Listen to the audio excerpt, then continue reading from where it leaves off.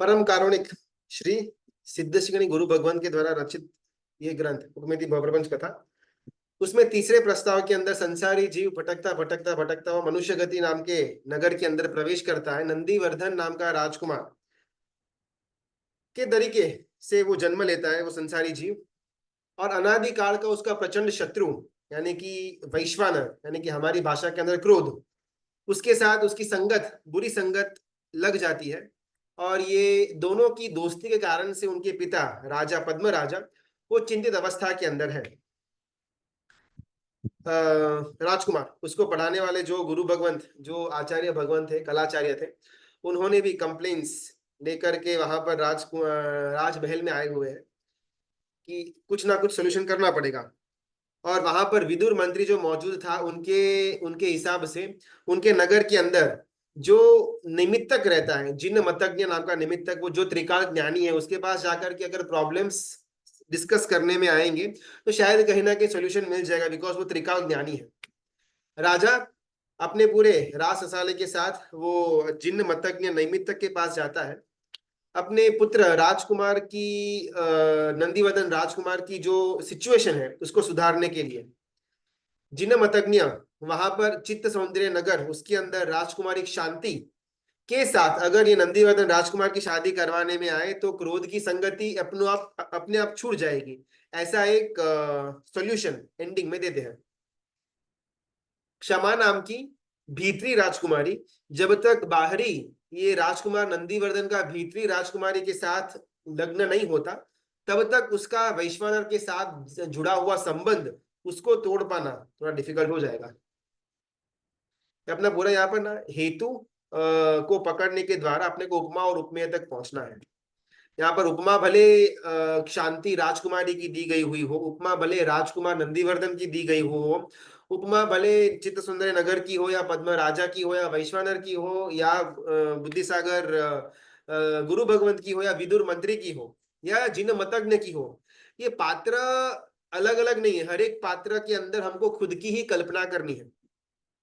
अभी जो हमारा पर्याय है, संसारी पर्याय, उसके अंदर चाहे हम नंदीवर्धन राजकुमार के एंगल से गुरु भगवंत ने हमको समझाने का प्रयत्न किया हुआ हो, लेकिन क्षमा भी हमारे अंदर का ही पात्र है, पद्म राजा भी हमारे अंदर का ही पात्र है, और जिन मतज्ञ नैमित्तक भी हमारे अंदर का ही पात्र है। ये अलग अलग गुणों को या अलग अलग दोषों को, वैश्वानर के माफिक, उनको एक एक आइडेंटिटी दी गई हुई है, और उनके बीच का संवाद, उनके बीच की घटनाओं के द्वारा हमारे अंदर, हमारे मनो मस्तिष्क में, हमारे आत्मा के गुणों में, स्वभाव और विभाव दशा के अंदर कैसा विचार हमको आता है, उसके बारे में उपमा उपमेय और हेतु से कथा आगे बढ़ेगी। बीच में अगर किसी को कुछ डाउट है तो अपने आप को अनम्यूट करके पूछ सकते हो ना, अपनी अपनी कथा आगे बढ़ाते रहेंगे। जिन मतज्ञ कहते हैं ये राजा से, पद्म राजा से, कि जब तक आपके पुत्र नंदीवर्धन राजकुमार की शादी वो शांति क्षमा कुमारी के साथ, जो भीतरी चित्त सौंदर्य नगर की जो राजकुमारी है, जब तक उसके साथ करने में नहीं आएगी, तब तक वैश्वानर नाम का जो क्रोध आपके पुत्र के साथ संगत में आया हुआ है, उससे उसका कट ऑफ करना डिफिकल्ट हो जाएगा। और ये सुनकर के ही राजा अब तुरंत अपने मंत्रियों को आदेश दे देता है कि अच्छे से अच्छा भेंट भेंट सौगात लेकर के आप जाओ, चित्त सुंदर नगर में जाओ, राजा से मिलो, उनकी पुत्री का हाथ मांगो। और उसी समय जिन मतज्ञ ये सारी गतिविधियों के ऊपर फुल स्टॉप लगा देते हैं कि वहां पर ये सब चीजों के द्वारा पहुंचा नहीं जा सकता। राजा असमंजस में आ जाता है कि एक बार तो आपने बोला कि उसके साथ शादी करवानी है पुत्र की, और अगर मैं अभी स्टेप्स ले रहा हूं उसके लिए तो आप मना करते हो। तब ये जिन मतज्ञ कहता है कि वो शुभ परिणाम राजा है ना, उसको डायरेक्टली मनाना बहुत डिफिकल्ट है, लेकिन वो एक सेवक राजा है, उसके ऊपर उसका महाराज सम्राट बैठा हुआ है, जिसका नाम है कर्म परिणाम राजा। अगर वो कर्म परिणाम राजा को बहलाने में, फुसलाने में, उसके थ्रू अगर जाया जाए तो काम इजीली पूरा हो सकता है। तो फटाफट ये पद्म राजा ने अपने मंत्रियों को, अपने दासों को ऑर्डर किया कि अभी ये cancel, now let's go to कर्म परिणाम राजा। और यहाँ पर जिन मतज्ञ कर्म परिणाम राजा के जो कुछ कुछ प्रॉब्लम्स है उसके बारे में इंफॉर्मेशन राजा को देते हैं। सबसे पहली उपाधि बोलो, सबसे पहला प्रॉब्लम जो कर्म परिणाम राजा का है वो ये है, सह ही यथेष्टकारी प्रायेण, प्राय करके मेजरली कर्म परिणाम राजा स्वच्छंद है। वो किसी के कोई सुनने वाला है नहीं, किसी को कोई मूल्यांकन नहीं करता, किसी को कोई कोई वैल्यू नहीं करता। ये उसकी सबसे पहली प्रॉब्लम, ये हमने लास्ट क्लास में देखा हुआ था। सेकेंड प्रॉब्लम जो कर्म परिणाम राजा की है, नापेक्षते सत्पुरुषाभ्यर्थनाम। पहली प्रॉब्लम किसी का नहीं सुनता। दूसरी प्रॉब्लम, कोई सज्जन पुरुष भी आकर के प्रार्थना भी क्यों ना करे, उसकी बात भी ये कर्म परिणाम परिणाम राजा बिल्कुल भी रखता नहीं है। कभी कभी कैसा होता है ना, घर के अंदर कोई आदमी है जिसकी बुद्धि थोड़ी टेढ़ी है, वो किसी की बात नहीं सुनेगा, लेकिन वो आदमी के जीवन में ऐसा कोई ना कोई एक या दो या तीन चार व्यक्ति होंगे कि जिनके थ्रू अगर बात कहलाने में आए तो वो व्यक्ति के ऊपर असर पड़ता है। भले शायद वो चेंज हो ना हो, वो सेकेंडरी है, लेकिन अगर उन वो जिस व्यक्ति को मान्यता देता है, जिसको वो सज्जन गिनता है, अगर उनके द्वारा न्यूज पहुंचाने में आए तो उस व्यक्ति के अंदर कहीं ना कहीं थोड़ा बहुत चिंतन की धारा चालू तो होती है। लेकिन बात यहाँ पर इतनी डिफिकल्ट है कर्म परिणाम राजा के क्षेत्र के अंदर कि कोई सज्जन पुरुष भी अगर उसको प्रार्थना करे, उसको विनंती करे, उसको आजीजी पूर्वक उसको अगर हाथ जोड़ करके भी प्रार्थना करे, कर्म परिणाम राजा के ऊपर इसका कोई भी इफेक्ट आने वाला है नहीं। ये उसका सबसे बड़ा दूसरा प्रॉब्लम। तीसरा प्रॉब्लम, न रंजयते सदुपचार वचने न। आप कर्म परिणाम परिणाम राजा के पांव गिर जाओ, उसके सामने आंसुओं की धारा चालू हो जाए, कितना भी आप समझाने का प्रयत्न करो, उसको कुछ भी फर्क पड़ने वाला है नहीं। न गृह्यते परोपरे धेन। उसका चाहे कितना भी फुसलाने का, बहलाने का, उसकी वाहवाही करने का, उसकी जय जयकार करने का, उसको लांच देने का, रिश्वत, करप्शन, पैसा, सत्ता, पावर, कुछ भी आप उसको ऑफर करो कर्म परिणाम राजा को, वो आपकी एक भी सुनने वाला है नहीं। मौत और कर्म, ये दो ऐसी तत्व जो कभी किसी का कोई भी लांच रिश्वत स्वीकार करता नहीं, चाहे मेरे पास अब्बजों करोड़ों रुपए भी क्यों ना हो, लेकिन जब सिर पर मौत मंडराती है, जब मेरा समय आने वाला हुआ होता है, तो मिनटों के अंदर, सेकंडों के अंदर, लाश हम गिनती भी न कर पाए उतनी फास्ट हमारा जीव निकल जाएगा, मौत हमको स्पर्श हो जाएगी। उस समय मेरा पैसा, मेरा पावर, मेरा मेरा मान सम्मान, मेरा स्टेटस, मेरे कॉन्टैक्ट्स सब धरे के धरे रह जाने वाले। सिमिलरली, जैसे मौत के सामने किसी के कोई कुछ चलती नहीं है, उसी प्रकार कर्म के सामने भी किसी की कुछ चलने वाली है नहीं। ये कर्म में परिणाम राजा का चौथा बड़ा प्रॉब्लम।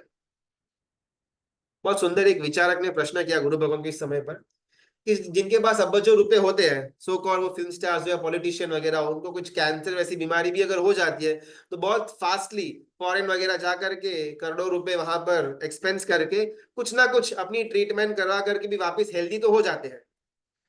तो कहीं ना कहीं ये कहा जा सकता है ना कि उन्होंने लांच दी, रिश्वत दी, मौत को ठुकरा दिया। अगर वैसी सिचुएशन किसी गरीब को आ गई हुई होती फॉर सम रीजन, और उसके पास अगर इतना ज्यादा एक्सेस नहीं है डॉक्टर्स का, थेरेपी का, ट्रीटमेंट का, संपत्ति का, कॉन्टैक्ट्स का, तो शायद उसको तो मौत आ जाएगी।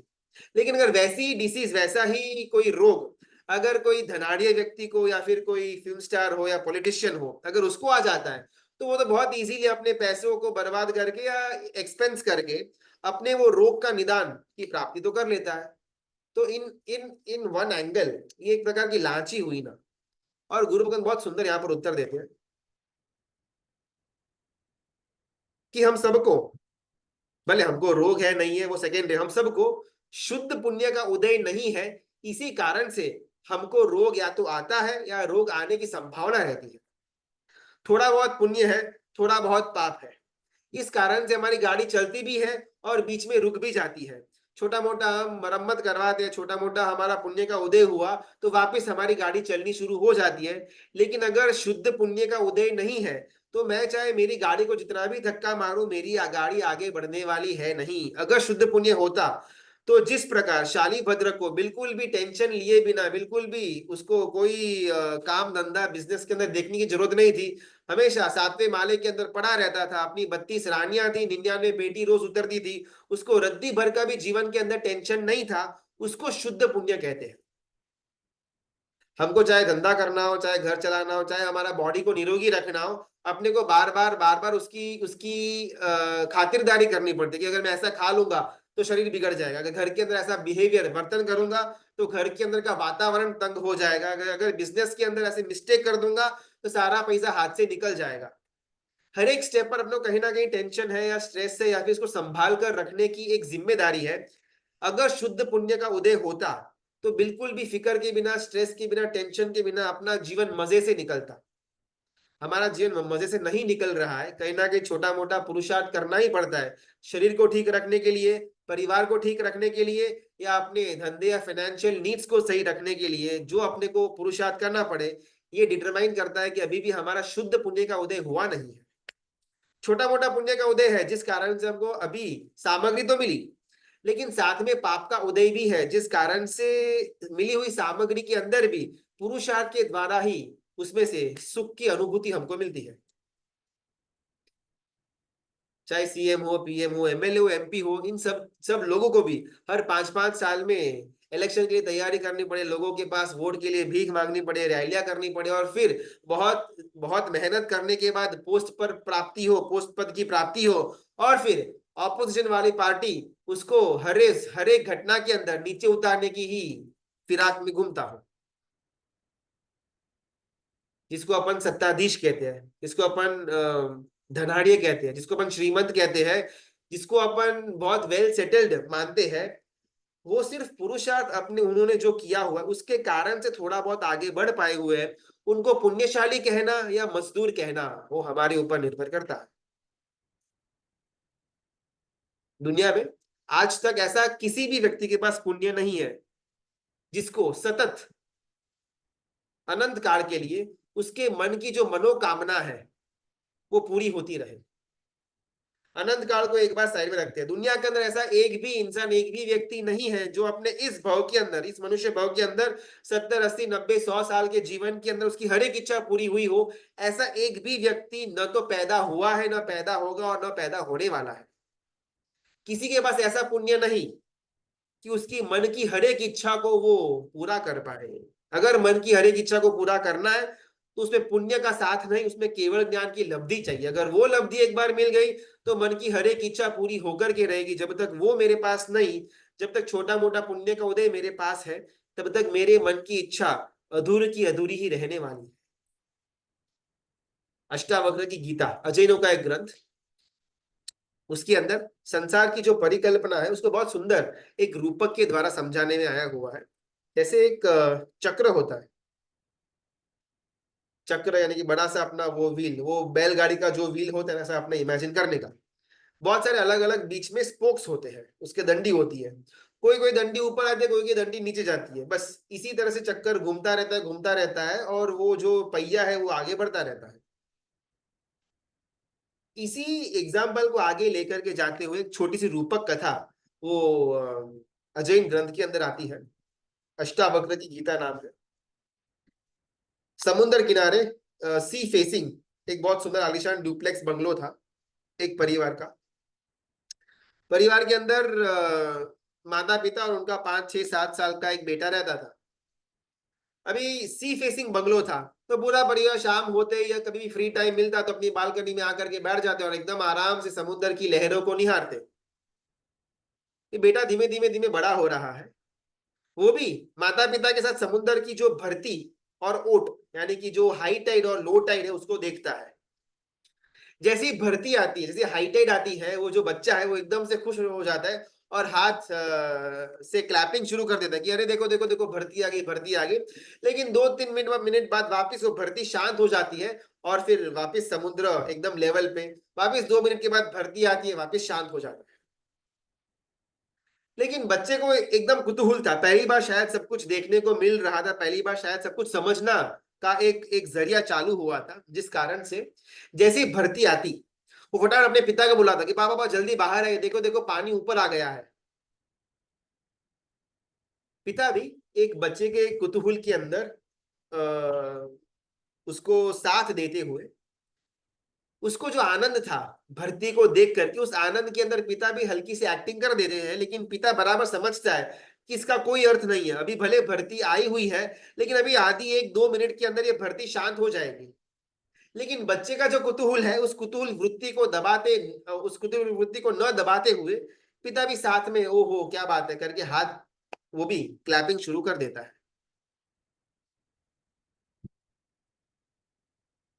और जैसी ही भर्ती चली जाती है वो बच्चा एकदम मायूस हो जाता है, अरे बाप रे वो पानी इतना मस्त ऊपर ऊपर आ रहा था, अभी तो एकदम लो टाइड एकदम नीचे चला गया है, उसका मुंह थोड़ा लटक गया।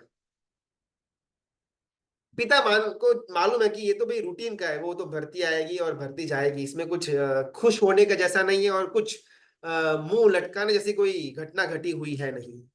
इसी एग्जाम्पल को वहां पर जो अष्टावक्र की गीता में से जो लिया हुआ है वो कहते हैं कि मात्र समुद्र के अंदर भरती और ओट को देख करके जैसे बच्चा खुश और दुख को महसूस करता है, जिसके अंदर पिता को मालूम है कि ये सब कुछ व्यर्थ है, एग्जैक्टली उसी तरह संसार के अंदर जैसे हम सुख की भरती आए और दुख की ओट आए, उसमें जैसे अपन बह जाते हैं, सुख की भरती के अंदर अपन एकदम खुशखुशाल, अपन एकदम राग करने लगते हैं, और दुख की जैसे ही ओट आती है अपना मुंह लटक जाता है। हमारी इस अवस्था को देखकर ज्ञानी गुरु भगवान के हमको हमको यही सलाह देते हैं कि इसमें ज्यादा राग या द्वेष करने जैसा है नहीं। अभी भर्ती है तो ओट आएगी, ओट है तो भर्ती भी आएगी। संपत्ति की भी भर्ती होती है, संपत्ति की भी ओट होती है, संबंध की भी भर्ती होती है, संबंध की भी ओट होती है। हमारा सुख भी भर्ती जैसा है, हमारा सुख भी ओट की तरह निकल जाएगा। समाज के अंदर नाम सम्मान फेम भी भर्ती की तरह आएगा, ओट की तरह निकल जाएगा।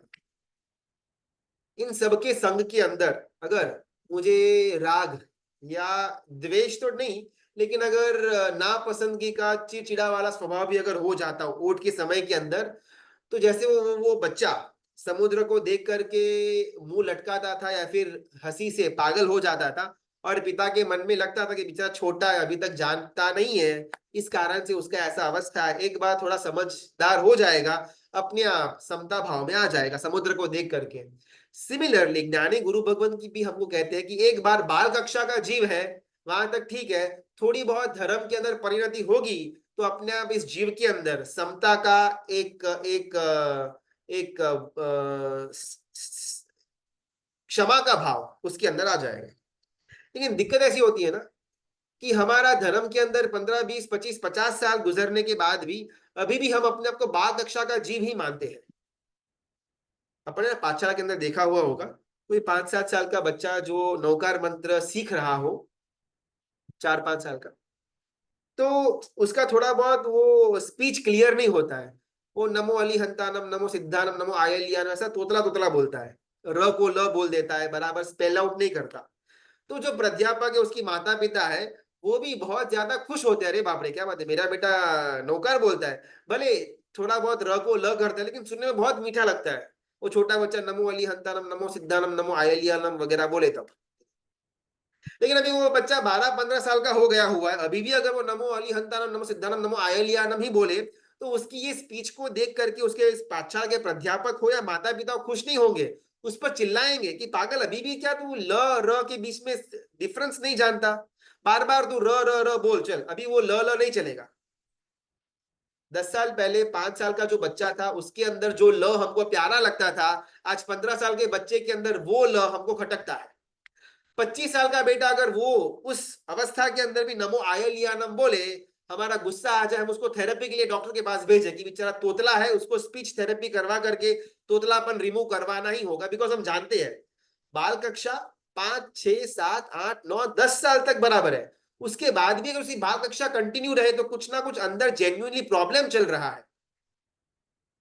धर्म के क्षेत्र में आने के बाद 20 30 40 50 60 60 साल तक सामयिक प्रतिगमन स्वाध्याय परमात्मा की पूजा वयावच नौकार मंत्र की माला साधना आराधना तप करने के बाद भी अगर अभी भी समुद्र को देख करके भरती में खुश और ओट के अंदर अगर मैं दुखी अपने आप को महसूस करता हूं, तो अभी भी मैं बाल कक्षा का जीव भले हूं, लेकिन ज्ञानी गुरु भगवंत के एंगल से कुछ मेरे अंदर गड़बड़ चल रही है। जो अभी भी धर्म के अंदर प्रवेश किया, भले चाहे 25 साल का हो 30 साल का, लेकिन अभी अभी परमात्मा के शासन के अंदर जुड़ा हुआ है, उसके लिए ये कल्पना बराबर है, वो र का ल बोले अलाउड है, वो भर्ती के अंदर ओट के अंदर सुख या दुख को महसूस करे वो बराबर है। लेकिन जीवन के 50 50 साल के बाद भी, परमात्मा की वाचना सुनने के बाद भी, परमात्मा को पूजने के बाद भी, परमात्मा के वचनों का श्रवण करने के बाद भी अगर वो जीव भर्ती और ओट के अंदर सुख और दुख में बह जाता हो, तो ज्ञानी गुरु भगवान के नजरिए में कुछ ना कुछ मेरे अंदर खराबी चल रही है।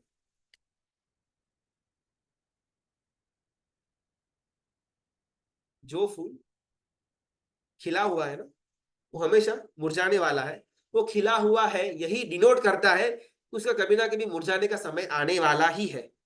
हमको सुख मिला हुआ है, ये इंडिकेशन है कभी ना कभी ये जाने वाला ही है। हमको दुख मिला हुआ है, ये भी इंडिकेशन है कभी ना कभी ये जाने वाला है। पीएम की सीट मिलना वो भी एक भर्ती है। हमारा धंधा एकदम आसमान को छूना, 2-4 साल के अंदर अपन 2 गुना 4 गुना 6 गुना अपने धंधे को कर दे, ये भी एक प्रकार की भर्ती है, एक प्रकार की हाई टाइड है। इसमें अपन नाचना शुरू कर दे, कूदना शुरू कर दे, तो अभी भी हमने संसार को समझा नहीं। फिल्म स्टार हो, नेता हो, अभिनेता हो, बड़े उद्योगपति हो, इंडस्ट्रियलिस्ट हो, इसमें से कोई भी कर्म को लांच दे सकता नहीं, मौत को लांच यानी कि करप्शन यानी कि रिश्वत दे सकता नहीं। पूर्वकृत पुण्य के कारण से ही मेरा जीवन चल रहा है, पूर्वकृत पाप के कारण से ही मुझे दुख आ रहे हैं। जिनमतज्ञ सिद्धपुत्र पद्म राजा को कहते हैं कि जो कर्म परिणाम राजा है, उसको खुश करना, उसको रिझवना, उसके स्वप्न जो आप देख रहे हो उसको रिझवने की, उसको खुश करने की बात तो बहुत दूर। लेकिन मनुष्य चाहे कितना भी दुखी हो, आपत्ति के अंदर हो, रोता हो, आंखों से खून की धारा बहती हो, आजीजी करता हो, काकलूदी भरे स्वर के अंदर बहुत ही ज्यादा आजीजी पूर्वक विनंती भी क्यों न करता हो, कर्म परिणाम राजा का एक रोमटा के अंदर भी संवेदना जागृत होने वाली है ही नहीं। आप अपना पावर उसको दे दो, पैसा उसको दे दो, समय दे दो, संवेदना दे दो, अपनी सारी की सारी एनर्जी दो, सब कुछ न्योछावर कर दो, लेकिन कर्म परिणाम राजा इतना कठोर है कि आप चाहे उसको कितना भी दो, उसके एक रोमटे के अंदर भी हमारे लिए संवेदना प्रकट होने वाली है ही नहीं। पूरा जीवन में एकदम धर्म में मैंने बिताया, बहुत जबरदस्त मैंने आराधना की, बहुत सुंदर सोशल काम भी किए, लोगों को, दुखी लोगों को सुखी करने का काम भी मैंने किया, लेकिन जब मौत आती है तब मैं चाहे कितनी भी आजीजी करूं, कर्म परिणाम राजा के मन में एक भी संवेदना मेरे लिए जागृत होने वाली है ही नहीं। चाहे मैं तीर्थंकर बन करके पूरे विश्व को तारने का काम क्यों ना किया हुआ हो, धर्म को स्थापना करने का काम क्यों ना किया हुआ हो, लेकिन जब निर्वाण का समय आएगा तब चाहे तीर्थंकर परमात्मा भी आजीजी तो नहीं करेंगे, लेकिन हाइपोथेटिकली अगर अपन सोचे, अगर तीर्थंकर परमात्मा भी अगर विनंती करे, चाहे या इच्छा करे, तो भी वो अपने आयुष्य से 1 सेकंड भी ज्यादा जी नहीं पाए। अरिहंत परमात्मा सर्वशक्तिमान तत्व पूरे 14 राजलोक के अंदर, उनके पास भी ताकत नहीं कि वो अपने मौत को, अपने निर्वाण को 1 सेकंड के लिए डिले डिले कर सके। और हम यहाँ पर ये इच्छा रखते हैं कि मेरा कर्म ऐसा हो, मेरा कर्म वैसा हो, मेरा आज का दिन ऐसा निकले, मेरा धंधा ऐसे बढ़े, मेरे परिवार के अंदर ऐसे सुख आए, मेरे परिवार के अंदर ऐसे शांति आए, मेरा नाम ऐसे बढ़े। मौत को लांच रिश्वत देना और कर्म परिणाम राजा को रिश्वत देना, दोनों एक जैसा है, दोनों के अंदर कोई फर्क नहीं पड़ने वाला। लेकिन फिर भी अनादिकाल का हमारा स्वभाव है कि दुख आया तो रोना शुरू, आजीजी करना शुरू, काकलूदी भरे स्वर के अंदर, अरे मेरे साथ ही ऐसा क्यों होता है, वो रोना हमारा शुरू हो जाता है। उस समय ये तत्व को याद करने जैसा है कि खून के आंसू भी अगर अपन गिराएंगे, फिर भी कर्म परिणाम राजा के एक रोमटे के अंदर एक भी संवेदना जागृत होने वाली है ही नहीं। कुछ कुछ महीने पहले ना एक मूवी आई थी, इंग्लिश मूवी ओपेनहाइमर, जिसने देखा हुआ हो तो, क्रिस्टोफर नोलन की मूवी थी, बहुत ज्यादा साइंटिफिक और एक सत्य घटना पर आधारित थी, जिसका नाम था रॉबर्ट जे ओपेनहाइमर। लगभग 1930s 40s के आसपास ये साइंटिस्ट, जो अमेरिकन साइंटिस्ट था, उन्होंने न्यूक्लियर बॉम्ब का प्रतिशोध किया था, उसको रिसर्च किया हुआ था, और सबसे पहला विश्व के अंदर अणु बॉम्ब यानी कि न्यूक्लियर बॉम्ब जो गिराया गया जापान में, हिरोशिमा नागासाकी के ऊपर, वो बनाने वाला ये जे रॉबर्ट ओपेनहाइमर था। तो गुरु बहुत सुंदर यहाँ पर एक एंगल देते हैं कि जैसे वो रॉबर्ट ओपेनहाइमर जो अणु बॉम्ब, ये जो एटम बॉम्ब का रचयिता था, उसको उसका शोध करता था, 2-3 साल तक अपनी टीम के साथ लगा रहा ढूंढने के लिए, लेकिन उसको भी मालूम नहीं था कि एग्जैक्टली में बॉम्ब का विध्वंसक फैक्टर, उसका विनाश कितना होगा, बिकॉज सबके लिए एक नया डोमेन था। हाइड वो न्यूक्लियर फ्यूजन फिशन वगैरह करना सबके लिए एक नया चैप्टर था। तो इससे कितनी एनर्जी रिलीज होगी, कितनी तबाही होगी, वो किसी को जान में था नहीं। लेकिन जब टेस्टिंग करने में आई तब ये ओपेनहाइमर को मालूम पड़ा कि ये तो बहुत जबरदस्त विध्वंसक एक वेपन की रचना मैंने करी हुई है। इसको अगर दुनिया के सामने रखा जाए तो शायद दुनिया का अंत बहुत जल्दी आ जाएगा। इस कारण से उनको अपनी टेक्नोलॉजी, जो ये अणु बॉम्ब की टेक्नोलॉजी थी, वो गवर्नमेंट को देनी नहीं थी। कि गवर्नमेंट के हाथ चली गई तो वो उपयोग करना शुरू कर देगा और इससे जो तबाही होगी वो अलग लेवल की होगी, उसको मैं अपने कॉन्शियस में ले नहीं पाऊंगा। लेकिन फिर वहां पर पॉलिटिक्स के कारण से कहीं ना कहीं ये न्यूक्लियर टेक्नोलॉजी बाहर आ जाती है और यूएस गवर्नमेंट उसको सबसे पहले जापान के हिरोशिमा और नागासाकी नाम के शहर के अंदर वर्ल्ड वॉर के दरमियान इस्तेमाल करती है, जिस कारण से वर्ल्ड वॉर वहां पर समाप्त हो जाता है। जब इन दोनों देशों के ऊपर ये अणु बॉम्ब गिराने में आया हुआ था, यहाँ पर तो मेरे ख्याल से मूवी पूरी हो जाती है। लेकिन उसके बाद ये जो ओपेनहाइमर है वो कुछ महीने, कुछ समय के बाद एक साथी अपने पायलट के साथ छुपके से हिरोशिमा और नागासाकी जाते हैं देखने के लिए कि मेरे द्वारा जो अणु बॉम्ब का सर्जन करने में आया हुआ था एग्जैक्टली उससे तबाही हुई कितनी। बिकॉज न्यूज में उस समय बहुत ज्यादा कॉन्फ्लिक्टिंग रिपोर्ट्स आ रहे थे। कोई लोग बोलते थे कि भाई बहुत ज्यादा विध्वंसक था, तो कोई बोलते कि भाई माइल्ड माइल्ड था। सब प्रोपोगेंडा वहां पर चल रहा था। तो ये ओपेनहाइमर को जानना था कि एग्जैक्टली में मेरा जो शोध है, मेरा जो ये सर्जन है, उससे कितना विध्वंस हुआ है।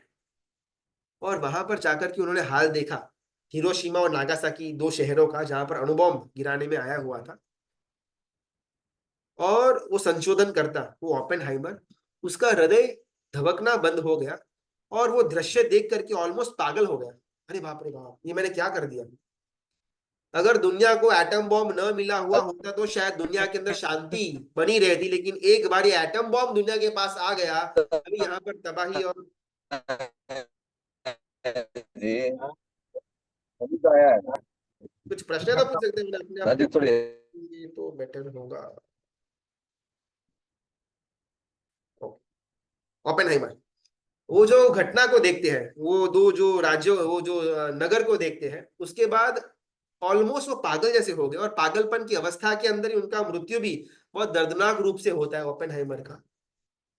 इससे गुरु भगवान ये बात हाईलाइट करवाना चाहते हैं कि चाहे कितना भी ज्ञानी व्यक्ति हो, कितना भी मूर्ख व्यक्ति हो, कितना भी साइंस को मानने वाला व्यक्ति हो या कितना भी धर्म को मानने वाला व्यक्ति हो, चाहे कितना भी विध्वंसक कार्य करने वाला व्यक्ति क्यों ना हो, उसके मन के अंदर भी कहीं ना कहीं संवेदना पड़ी हुई होती ही है। जो इंसान शायद हजारों नहीं लाखों लोगों की जान लेने का सूत्रधार बना, एटम बॉम्ब का शोध करता, जिसके कारण से शायद लाखों लोगों की जान गई या फिर उनका अपंग जैसी अवस्था हो गई, वो ऐसा निर्दयी इंसान भी कहीं ना कहीं वो दृश्य को देख करके मन के अंदर सोचता है कि मैंने गलत कर दिया, और वही एक चिंतन के अंदर बेचारा पागलपन में सिरक जाता है। गुरु भगवंत कहते हैं कि कर्म परिणाम राजा, अनादि काल से अनंत जीवों को ऐसी क्रूर पीड़ा देने के बाद भी उसके एक भी रोंगटे के अंदर संवेदना जागृत होती ही नहीं। सबसे क्रूर से क्रूर जो व्यक्ति अपन सोच पाए अपने इमेजिनेशन में, उसकी क्रूरता में भी कहीं ना कहीं थोड़ी बहुत संवेदना होती है। चाहे कोई मुस्लिम फंडामेंटलिस्ट क्यों ना हो, आतंकवादी स्वरूप, वो भी दूसरे धर्मों के लोगों के ऊपर ही हिंसा का अत्याचार करेगा, लेकिन उसको मानने वाले उसके जो फॉलोअर्स है या फिर उसके धर्म के अंदर कट्टरपंथता दिखाने वाले, उनको वो कुछ मारने का या फिर कुछ विध्वंस करने का काम नहीं करेगा। उसके अंदर भी इतनी संवेदना पड़ी हुई है कि जैसे मैं फंडामेंटलिस्ट हूं, वैसे ये लोग भी मेरे फॉलोअर्स हैं, तो इनको मारने का तो कोई मतलब बनता ही नहीं। इससे अच्छा मैं वी धर्मियों को मारूं। उतनी संवेदना तो एक क्रूर से क्रूर आतंकवादी के अंदर भी होती है, लेकिन एक कर्म परिणाम राजा उससे भी गया गुजरा। कितना भी उसके सामने आप रो, उसके सामने आप गिड़गिड़ाओ, खून के आंसू बहाओ, लेकिन बिल्कुल भी वो कर्म परिणाम राजा के मन में संवेदना जागृत होने वाली है ही नहीं। बिल्कुल भी इमोशन का एक छींटा तक उसके अंदर मौजूद नहीं। अभी ये सब एक्सप्लेनेशन यहाँ पर जिन माता के सिद्ध पुत्र पद्मा राजा को कह रहे हैं। और पद्मा राजा जैसे जैसे ये एक्सप्लेनेशन सुनते हैं वो स्तब्ध हो जाते हैं कि मेरे बेटे को बचाने का एक ही ऑप्शन था, वो शांति नाम की राजकुमारी के साथ उसकी शादी होना। उसके लिए शुभ परिणाम राजा उनको मनाना, वो नेक्स्ट टू इम्पॉसिबल था, बिकॉज जानबूझ कर कोई पिता अपनी पुत्री को ऐसे पुत्र के साथ क्यों शादी करवाए जो खुद क्रोध के अंदर पागल बना हुआ हो। तो वो पिता को जाकर के बात करने के अंदर तो कोई दम था ही नहीं। हमने सोचा कि भी उसके ऊपर का जो राजा है, कर्म परिणाम राजा, उसको जाकर के बातचीत करेंगे तो थोड़ा बहुत अपना काम निकल जाएगा। लेकिन अब मालूम पड़ता है कि भाई उसको तो बात करना बेकार है। और राजा का थोड़ा मुंह लटक जाता है, यार उपाय तो दिया शादी का, लेकिन करनी कैसे। और ये हाव भाव को देख करके जो जिन मतज्ञ होते हैं वहां पर, उनको लगा कि भाई बहुत ज्यादा नेगेटिव हो गया हुआ है। थोड़ा बहुत राजा को अपन पॉजिटिव साइड भी दिखाते हैं। कोई भी कथा कथा हो, चाहे वो कोई पूर्व के महापुरुषों की हो, तीर्थंकर परमात्मा के जीवन की कोई घटना हो, या ऐसी कोई उपमा के द्वारा समझाने में आई हुई रुचक रूपक कथा हो। ये कथा चाहे भूतकाल में हो चुकी हुई हो, लेकिन अगर इस भूतकाल वाली कथा से हम समझेंगे नहीं तो ये कथा हमारा भविष्य बन सकती है। जो इतिहास की कथा के द्वारा हमारा वर्तमान बदले, उसका नाम धर्म कथा। जो इतिहास की कथा के द्वारा हमारा वर्तमान शुभता के लिए बदले, उसका नाम धर्म कथा। जिस इतिहास की कथाओं को सुनने के बाद हमारे वर्तमान के अंदर कोई भी परिवर्तन न आए, उसका नाम कथा। हमको अब ये धर्म कथा बनानी है या कथा के स्वरूप में ही रखना है, ये हमारे ऊपर निर्भर करता है। जिन मतज्ञ राजा को संबोधित करते हुए कहते हैं कि देखो, आप ज्यादा डिप्रेशन के अंदर मत जाओ। कर्म परिणाम राजा फाइनल अथॉरिटी है, सर्वे सर्व है, ऐसा कुछ नहीं है। रुको रुको, अभी पिक्चर बाकी है। थोड़ा बहुत वो राजा को एक अंदर से जोश आता है, ओ ओके ओके, अभी कुछ होप, कुछ उम्मीद बाकी है। और जिन मतज्ञ कहते हैं कि कर्म परिणाम राजा, उसका एक छत्री साम्राज्य भले लगे कि वो चला रहा है, लेकिन बहुत सारे अलग अलग फैक्टर्स के ऊपर वो कर्म परिणाम राजा का साम्राज्य टिका हुआ है। और वो सारे फैक्टर्स के बिना उसका साम्राज्य चले, ऐसी कोई गुंजाइश भी नहीं है।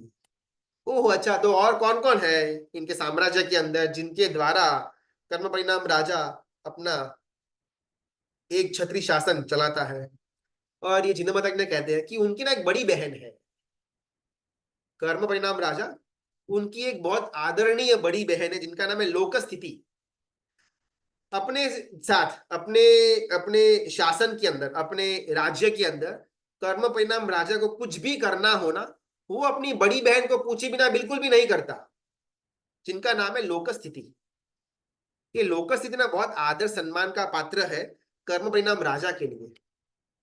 ओके, अभी एग्जैक्टली ये लोक स्थिति आने की क्या, भले यहाँ पर बड़ी बहन के हिसाब का एक पात्र दे दिया, लेकिन उसका मतलब क्या होता है। तो यहाँ पर गुरु भगवान मतलब समझाते, हेतु समझाते हैं कि लोक स्थिति यानी कि शाश्वत मर्यादा। लोक स्थिति यानी कि दूसरा कोई रीजन ना हो, उसका नाम लोक स्थिति। उसका बहुत सुंदर एग्जाम्पल आगम ग्रंथ के अंदर आता है कि मैंने, आपने, हम सब ने अनंत अनंत संसार के भव करे हुए हैं और यहाँ पर बैठे हैं। अभी अनंत भव के अंदर हमको अनंत वेदना सहन करनी पड़ी हुई है। अनंत बार मैं सातवीं नरक के अंदर गया, अनंत बार मैं तिर्यंश के अंदर गया, अनंत बार मैं निगोद के अंदर गया, अनंत बार मैं एक इंद्रिय पृथ्वी के अपकय के अंदर मैं घूमता रहा, अनंत बार मैं वनस्पति का बना, अनंत बार मैं विक्रियेंद्रिय के अंदर गया, और अनंत बार मनुष्य भी मैं बना। ये अनंत बार जो मेरा भव भ्रमण हुआ है, उसके अंदर अनंत वेदनाओं को मैंने सहन किया हुआ है। नरक के अंदर परमाधामी देव मुझे जिंदा चीर फाड़ करके जलाने का, पकाने का काम करते थे। मेरे खुद के शरीर का मांस पका करके मुझे ही खिलाने की चेष्टा करते थे। जोर से मुझे ऊपर फेंक करके शूली की नोक पर नीचे पकड़ते थे। तिर्यंश के भव के अंदर, कुत्ते के भव के अंदर, गाय बैल के भव के अंदर असंख्य वेदना को, असंख्य भूख को, गर्मी को सहन करने का काम मैंने किया हुआ है। अनंत निगोद के अंदर अनंत वेदनाओं को, मृत्यु को, जन्म को मैंने सहन किया हुआ है। लेकिन फिर भी शाश्वत मर्यादा ये कहती है कि इतनी अनंत अनंत अनंत वेदना, अनंत अनंत मृत्यु के द्वारा भी, उसके बाद भी मेरा जीव अभी भी जीव है, अजीव नहीं बना।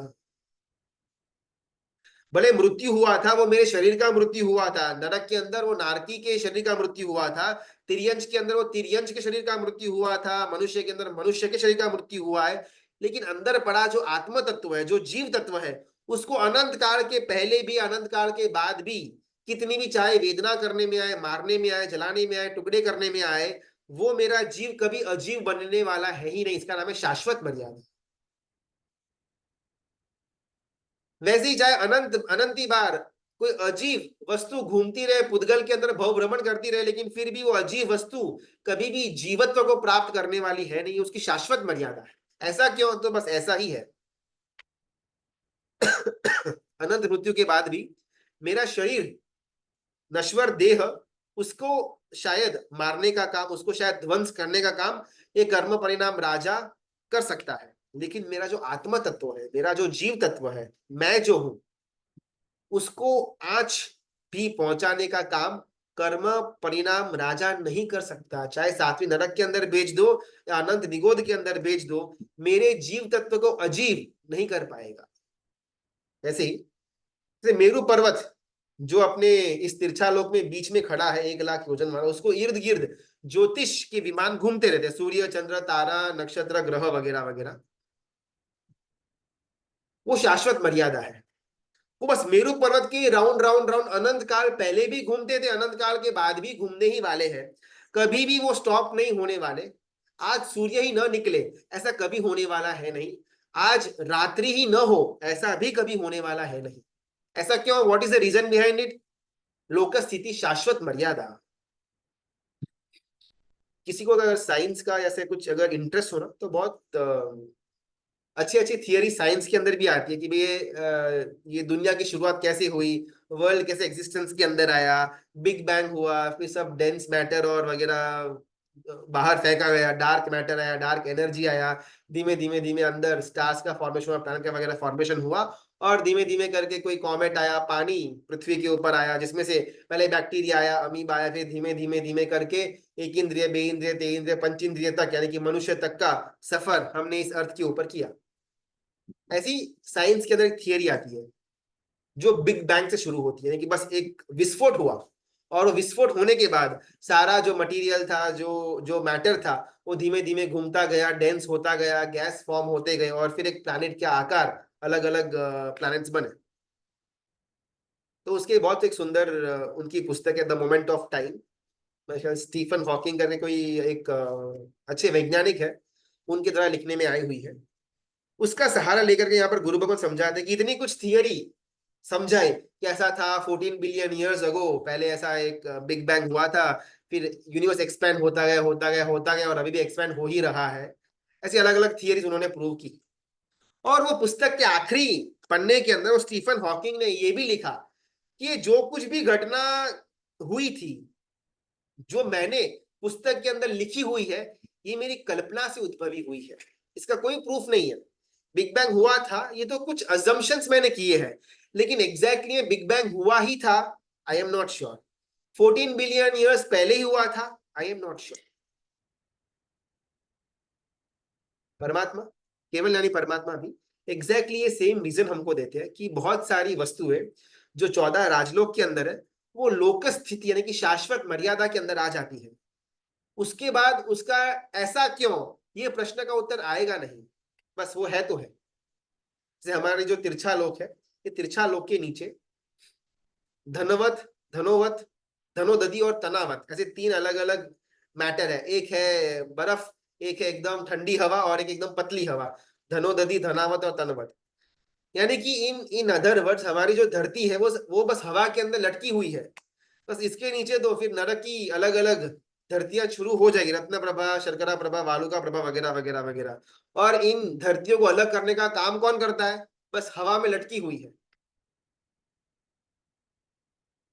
तो इन इन सब वस्तुओं का अगर कुछ उत्तर हो तो वो सिर्फ लोक स्थिति, शाश्वत मर्यादा, वो ऐसा है, अनंत काल पहले भी ऐसा ही था, अनंत काल के बाद ऐसा ही रहने वाला है, इसका और कोई उत्तर है ही नहीं। उसको अपन बोलते हैं लोक स्थिति या शाश्वत मर्यादा। कर्म परिणाम राजा, उनकी बड़ी बहन, उसका नाम है लोक स्थिति। कर्म चाहे कितना भी किसी को दुख देने का काम करता रहे, लेकिन एक समय के बाद वो उसको दुख नहीं दे पाएगा। किसी ने बहुत घोर पाप किए हुए मनुष्य भाव के अंदर, शायद लाखों करोड़ों हिंसा करी हुई हो, दुर्भाव रखे हुए हो, और उसको सातवीं नरक के अंदर जन्म च्यवन हो जाए वहां पर। लेकिन वहां पर भी एक लिमिट है, 33 सागरोपम के बाद वो जीव को वहां से बाहर आना ही पड़ेगा, ये शाश्वत मर्यादा है। चाहे भले आपने पाप जबरदस्त किए हुए हो, आपको 33 क्या 333 सागरोपम तक सातवीं नरक के अंदर रहना पड़े, ऐसे जबरदस्त पाप की क्यों ना किए हुए हो, लेकिन एक शाश्वत मर्यादा है। तो ये 33 सागरोपम हो गए, आपको नरक से बाहर आना ही पड़ेगा।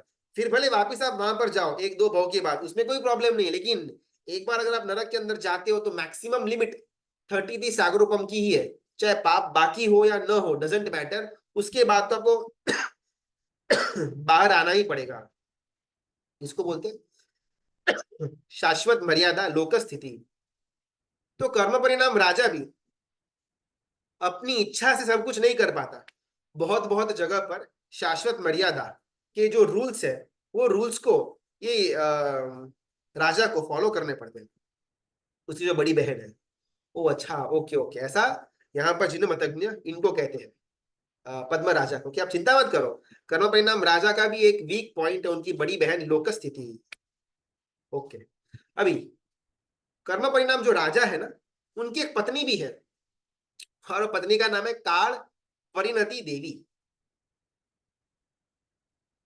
छगन ऑफिस में काम करता था, जॉब करता था, नौकरी करता था। वो एक दिन अपने बॉस को जाकर के कहता है कि मेरी पत्नी ने बोला है कि बॉस को जाकर के बात करो कि तनख्वाह बढ़ाए। और बॉस कहता है बराबर है, मैं भी अपनी पत्नी को पूछूंगा कि भाई तेरी तनख्वाह बढ़ानी चाहिए या नहीं। भले एक व्यंग्यात्मक था, लेकिन जो संसार के व्यवहार के अंदर के जो रिश्ते हैं, उनके अंदर का जो एक एक एक तत्व है, उनके अंदर की जो एक समझ है, जो एक रूल है, वही रूल को यहाँ पर उपमिति बहुप्रपंच कथा के अंदर डाला गया हुआ है, पति और पत्नी का संबंध दिखाने के लिए। चाहे कर्म परिणाम राजा कितने भी स्ट्रांग क्यों ना हो, लेकिन हर एक बात के अंदर पत्नी को पूछ करके ही आगे बढ़ना पड़ता है, तो ही गृहस्थी चल सकती है। अगर पत्नी ना बोल देती है और फिर भी पति अपना मन की मर्जी से जीता रहे, तो वो शादी लंबे समय तक टिक नहीं पाती। उसी प्रकार यहाँ पर अपने इस नगरी के अंदर चित्त सौंदर्य नगर के अंदर जो शुभ परिणाम राजा है, उनके भी जो सम्राट है धर्म परिणाम राजा, वो भी अपनी घर गृहस्थी अनंत काल से चालू रखे हुए हैं, और अनंत काल तक उनको चालू भी रखनी है। तो साथ में जो उनकी पत्नी है काल परिणति देवी, उनको हर एक बात में पूछना आवश्यक बन जाता है। बड़ी बहन लोक स्थिति और पत्नी काल परिणति देवी, बहुत बहुत जगह पर ना छोटी मोटी बात हो तो कर्म परिणाम राजा शायद अपनी बहन को ना पूछे, शायद, लेकिन अगर छोटी से छोटी बात भी अगर अमल में रखनी हो तो पति को पत्नी को तो पूछना ही पड़े। सिमिलरली छोटा से छोटा घटना भी क्यों ना करनी हो जीव के साथ, ये कर्म परिणाम राजा को अपनी पत्नी की एडवाइस, अपनी पत्नी का अप्रूवल अवश्य में चाहिए। कैसे सुना तीर्थंकर परमात्मा वीर प्रभु 12.5 वर्षों तक उपसर्ग को सहन करते हैं। वो उपसर्ग को जब सहन कर रहे थे, उस समय भी उनके अंदर तीर्थंकर नाम कर्म पड़ा हुआ था, उस समय भी उनके अंदर केवल ज्ञान पड़ा हुआ था, लेकिन बाहर नहीं आया हुआ। तीर्थंकर नाम कर्म उनका चल रहा था वीर परमात्मा का। जनरली अगर ऐसा कोई तीर्थंकर परमात्मा को ऐसा कोई उपसर्ग वगैरह हो जाए, तो असंख्य देव देवी इंद्र इंद्राणी के सिंहासन कंपायमान हो जाए और फटाफट भागे भागे यहाँ पर आ जाए इनको सही सलामत बचाने के लिए। ये ये जमीन के नीचे के ऊपर पैर न रखे, नव कमलों के ऊपर ये पैर रखे, अश प्रातिहार्य उनके साथ जुड़ जाए। ऐसी जो तीर्थंकर नाम कर्म के साथ जुड़ी हुई घटनाएं होनी चाहिए, वो किसी भी तीर्थंकर परमात्मा को केवल नाम से पहले होती नहीं है। क्यों? क्योंकि जो तीर्थंकर नाम कर्म है वो अभी तक उदय में आया नहीं है, उनके साथ पड़ा हुआ है। पूर्व के 3 भाव पहले से बंद हो चुका हुआ था, लेकिन अभी तक उसका समय पका नहीं था।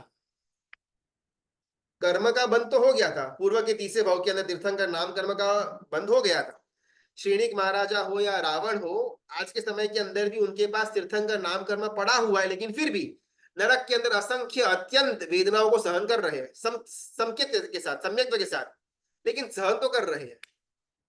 तो बात ये आती है कि चाहे कर्म कितना भी बलवान क्यों ना हो, लेकिन जब तक उसका काल, उसका समय परिपक्व नहीं होता, तब तक वो कर्म, चाहे पुण्य कर्म हो तो उसकी इफेक्ट भी नहीं दिखा पाता, या पाप कर्म भी क्यों ना हो उसकी इफेक्ट बिल्कुल भी नहीं दिखा पाता। तो यहाँ पर एक और तत्व आता है कि चाहे कर्म परिणाम राजा की कितनी भी इच्छा क्यों ना हो कि भाई मैं इसको सुखी करूं या फिर मैं इसको दुखी करूं, चाहे कितनी भी इच्छा क्यों ना हो, लेकिन जब तक उसकी वाइफ काल परिणति देवी की मंजूरी, उसकी अनुमति नहीं मिल जाती, तब तक बेचारा ये हस्बैंड एक भी स्टेप नहीं ले पाता। असंख्य अनंत चक्रवर्ती हो गए, वासुदेव हो गए, बलदेव हो गए, पति वासुदेव हो गए, जबरदस्त पुण्य की लक्ष्मी उनके पास थी। चक्रवर्ती नॉर्मल से भी 32,000 देव उनकी रक्षा के अंदर, उनकी सेवा के अंदर एनी टाइम मौजूद होते हैं, ऐसा चक्रवर्ती का पुण्य होता है। लेकिन वो चक्रवर्ती अगर संयम को ग्रहण न करे, अपना पूरा का पूरा जीवन चक्रवर्ती यानी कि राजा सम्राट के वेश के अंदर ही निकाल दे, तो वो जीव मृत्यु के बाद प्राय करके सातवीं नरक के अंदर ही जाने वाला है।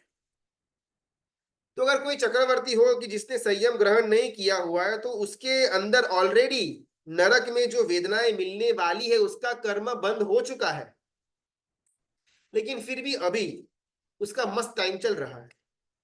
अपन भी देखते हैं बहुत ज्यादा करप्शन हो या रॉन्ग प्रैक्टिसेस हो या गलत गलत धंधे काम करने के बाद भी लोग अनाप शनाप पैसे कमा लेते हैं, जिंदगी अच्छी तरह जी भी लेते हैं, मान सम्मान को भी प्राप्ति हो जाती है समाज के अंदर। तो डाउट होता है कि यार इतना कुछ बुरा करने के बाद भी यार उसका तो वाह वाह हो रहा है, और अपन तो एकदम नीति नीति नीति पकड़ करके बैठे हुए हैं, और अपना तो यहाँ पर कुछ ठेंगा भी आगे नहीं बढ़ रहा। यहाँ पर गुरु भगवान बात करते हैं कि चाहे कर्म कितना भी बलवान क्यों ना हो, लेकिन जब तक उसकी पत्नी समय का परिपक्वता काल परिणति देवी जब तक खुश नहीं होती, जब तक वो अनुमति नहीं देती, तब तक चाहे कितना अच्छा कर्म या कितना बुरा कर्म भी क्यों ना पड़ा हुआ हो, वो कोई भी असर दिखाने को लायक रहता नहीं। रामायण के अंदर, जैन रामायण के अंदर घटना आती है रावण की। रावण ने सीता को ग्रह को किडनैप तो कर लिया, किडनैप करने के बाद अपने जो वाटिका जो उद्यान था उसके अंदर रख भी लिया, और वो सीता के साथ शादी की याचना करता है, लेकिन सीता सती थी, तो वो कभी भी उनकी जो भी विनंती थी, जो भी उनकी मांगनी थी रावण की, उसमें कभी भी अनुमति देती नहीं, उसको कभी भी एंटरटेन नहीं करती थी। बहुत बार ये रावण ने प्रयास कर लिया, और उसके बाद वो रावण को लगा कि यार अभी तो ये मानने से रही। वो अपनी पत्नी मंदोदरी जो है उनको बोलते हैं कि थोड़ा आप जाकर के बात करो, होता है लेडीज टू लेडीज टॉक्स होगा ना, तो शायद वो समझ पाएगी कि भाई मेरी शक्ति कितनी है, मेरे पास सुख की सामग्री कितनी है, और वो देख करके भी शायद सीता का मन परिवर्तन हो जाए और मेरे साथ शादी कर ले। मंदोदरी कोई जचा तो नहीं, बिकॉज पटरानी थी, और भी 6,000 रानियां भले थी, लेकिन पटरानी मंदोदरी थी। अगर सीता आ जाती है तो मंदोदरी का जो पटरानी का जो पद है कहीं ना कहीं वो थोड़ा खतरे के अंदर आ जाता। लेकिन फिर भी चलो पति ने ऐसा मांगा हुआ है तो अपन एक बार ट्राई करके देखते हैं। मंदोदरी वहां पर गई उद्यान के अंदर, सीता को बोला कि ऐसा ऐसा मेरे पति का ये है वो है, थोड़ा बहुत आप एडजस्ट कर लो, शादी कर लो, जल्द से रहेंगे, पूरी लंका सोने की बनी हुई है, कोई भी दुख आएगा नहीं जीवन के अंदर, वगैरह वगैरह। लेकिन सीता बहुत ही तुच्छ शब्दों के अंदर मंदोदरी को गालियां बोलती है कि बिल्कुल भी तेरी में अक्ल नहीं है, तेरा पति तो मूर्ख है ही, तू भी उससे बड़ी महामूर्ख कि अपने पति की जो वासना है उसकी पूर्ति करने के लिए तू यहाँ पर भीख मांगना शुरू कर दिया। और मंदोदरी के अंदर बहुत हर्ट हुआ, यार बात तो सही है सीता की, लेकिन ये रावण मानता तो है नहीं। अभी मंदोदरी के हाथ में आया पावर, पत्नी है। सीता गई रावण के सामने, कमरा बंद किया और बोला कि भाई तेरे को प्रॉब्लम क्या है। मैं हूं, मेरे साथ यहाँ पर 6,000 और रानियां हैं, सीता में ऐसा तो क्या है जो मुझ में नहीं है? क्या रूप है, उसका स्ट्रक्चर है, उसका उसका कुल है, उसका फेयर स्किन है, उसके हेयर स्टाइल है, क्या है उसके पास जो मेरे पास नहीं? ऐसा प्रश्न मंदोदरी रावण से करते उच्च स्वर के अंदर। पत्नी है और अभी एक एक उसके हाथ में जो पावर है उसको यूज करती है। रावण एकदम सहम जाता है, बहुत शांति से मंदोदरी को पास में बिठाता है और कहता है रावण कि मैं ना इतना बड़ा हो चुका हूं कि एक बार जो मैंने मांगनी करी, मैंने इच्छा करी, और फिर अगर वो इच्छा पूरी न हो तो उसको मैं खुद भी सहन नहीं कर सकता। तू जानती है मेरा पावर क्या है, मेरे पास कितनी सहस्त्र विद्याएं है, मेरे पास सोने की सजी हुई लंका है, मेरे पास विद्याधरों की पूरी सेना पड़ी हुई है, इतना कुछ मेरे इशारों के ऊपर नाच रहा है, और एक स्त्री, मामूली सी स्त्री, वो मेरी बात को ठुकराए। इससे मेरा अंदर का जो अहम है, जो अहंकार है, वो हिल गया है।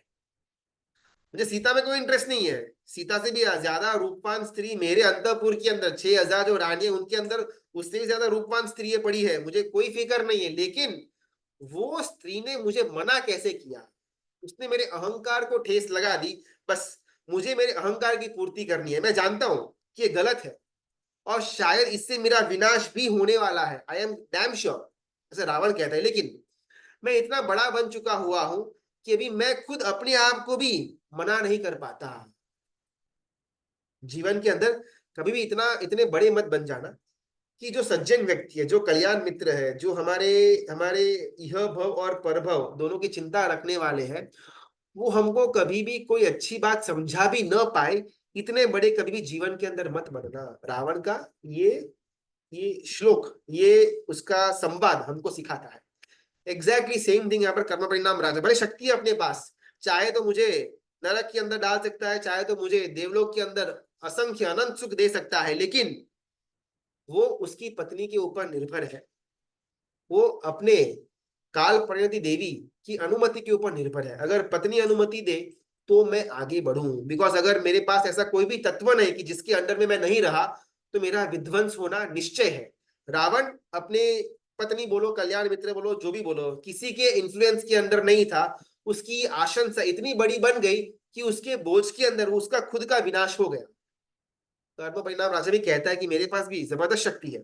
14 राजलोक के अंदर जितने भी जीव है, हर एक जीव के ऊपर मेरा शासन, मेरी आज्ञा, मेरी इच्छा चलती है।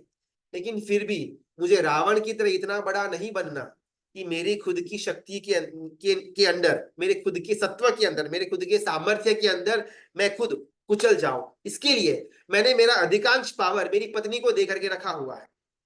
पत्नी हाँ बोले तो करना, पत्नी ना बोले तो नहीं करना, जिस कारण से मेरा खुद का पावर चेक में रहता है। और एक मित्र अगर साथ में हो तो सफर के अंदर लंबा अगर समय तय करना हो तो वो भी अपन कर पाएंगे। इस कारण से यहाँ पर कर्म परिणाम राजा की जितने भी डिसीजन मेकिंग पावर्स है, वो पावर्स उसकी पत्नी काल परिणति देवी को देकर के रखा हुआ है। ये बात, ये घटना है यहाँ पर जिन मतज्ञ सिद्ध पुत्र पद्म राजा को करते हैं। लेकिन एक एक एंगल में ये बात हमारे लिए हो रही है, ये बात पद्म राजा के लिए नहीं हो रही, ये बात नंदीवर्धन राजकुमार को सुधरने के लिए नहीं हो रही ही है, ये बात मेरे अंदर पड़े हुए अनंत काल का जो कषाय का कचरा है उसको साफ करने के लिए हो रही है। ये बात मेरे अंदर की जो भ्रमणाएं है कि मेरे कारण से मेरा घर चलता है, मेरे कारण से मेरा धंधा चलता है, मेरे ऐसा ऐसा करने के द्वारा मेरा शरीर निरोगी रहता है, मैं मुझको, मैंने, मुझे, ये जो हमारा अंदर का भी एक अहंकार है उसको कंप्लीटली नेस्तनाबूद करने का काम यहाँ पर एक कर्म परिणाम राजा हो या लोक स्थिति हो या काल परिणति देवी हो, इन पात्र के द्वारा समझाने में आया हुआ है। सबसे ताकतवर चाहे वो इंद्र हो या चक्रवर्ती हो, उसको भी कर्म ने नहीं छोड़ा, यहाँ तक कि अरियंत परमात्मा को भी कर्म ने नहीं छोड़ा। तो मैं कैसे बिलीव कर लूं, मैं कैसे इस भ्रमणा के अंदर अपना जीवन निकाल दूं कि मेरे कारण से, मेरे द्वारा ही ये सब कुछ हो रहा है। अपने को एटलीस्ट इस स्टेज पर आना होगा कि भाई मेरे हाथ में एक्चुअल में कुछ नहीं है, जो कुछ भी है कर्म की देन है, मेरे हाथ में सिर्फ पुरुषार्थ है। पुरुषार्थ करने के द्वारा अगर घटना का फल मेरे मुताबिक आता है तो मेरा पुण्य, पुरुषार्थ करने के बाद भी अगर घटना का फल मेरे इच्छा के मुताबिक नहीं आता तो पाप का उदय है। यहाँ पर आज अपन पॉज लेते हैं। इन दोनों के बीच का जो संवाद है, कर्म परिणाम पद्म राजा और जिन मतज्ञ नैमित्तक, इन दोनों के बीच की जो और बातें, जो और संवाद है, उसको अपन कल देखने का प्रयत्न करेंगे। पौषण महापर्व को लगभग 20 दिन ही, 15-20 दिन जितने ही बाकी है, 25 दिन जितने ही बाकी है। तो जो हमारी पहले बात हुई थी कि एवरीडे एटलीस्ट हम एक इंसान जिसके साथ हमारा कोई ना कोई बोलाचाली हुई हो, द्वेष हुआ हो, क्रोध हुआ हो, झगड़ा हुआ हो, उनको बोल मिल करके फोन के द्वारा, मैसेज के द्वारा, जो भी पॉसिबल मोड हो, उससे अपन मिच्छा में अंतर पूर्वक देने का प्रयत्न करेंगे, तो ही एक क्षमा, शांति, राजकुमार, इसको प्राप्त करने के लिए ये सब घटनाएं घटित हो रही है, उसको हम हमारे जीवन के अंदर प्राप्त कर पाएंगे। परमात्मा की आज्ञा विरुद्ध कुछ भी बोला हुआ हो तो मिच्छा में दुक्कड़म, हमारा पुरुषार्थ क्षमा के लिए स्थिर बने, ऐसा परमात्मा को विनंती। सबका बहुत बहुत धन्यवाद, अनुमोदना, प्रणाम।